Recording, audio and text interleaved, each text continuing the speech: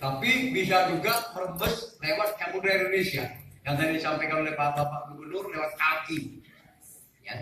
Nah, malah di wilayah Sunda Selat Sunda ini bukan hanya dari utara, tapi juga dari barat, dari Iran, dari India, itu bisa berani laut itu bisa menyeberang lewat Samudra Indonesia langsung ke Selat Sunda.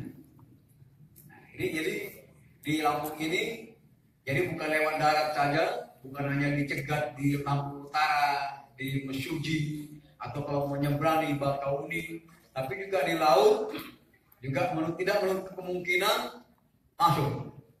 Ya karena di lintasan kita sendiri di wilayah-wilayah kayak di wilayah Lampung Selatan, lalu di pinggir-pinggir pantai itu hanya berapa tempat yang resmi, tapi banyak juga pelabuhan-pelabuhan nelayan ada di sana tradisional. Ini kita perlu bea cukai interdiksi ya, interdiksi seaport itu penting.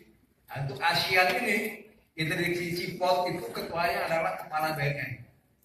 Jadi kepala BNN sebagai kepala interdiksi seaport ASEAN.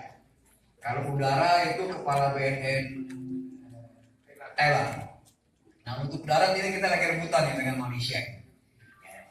Kalau kita sebagai ketua ketua interdiksi itu, jadi kita mengkumpulir informasi-informasi tentang keluar masuknya masuk ke Asia, kapal-kapal yang masuk ke Asia.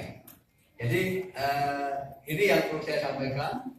Berarti tingkat kewaspadaan di Lampung ini bukan hanya lewat darat yang saja, kita di laut sini bea cukai, di sini ada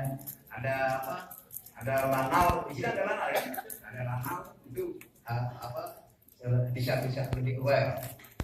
Nah pengguna lebih kurang sekian 5 juta.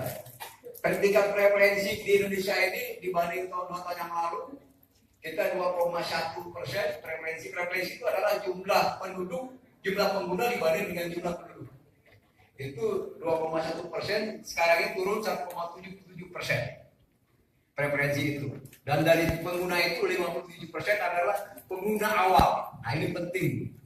57% dari pengguna narkoba itu pengguna awal. Jadi masih bisa kita kembalikan mereka.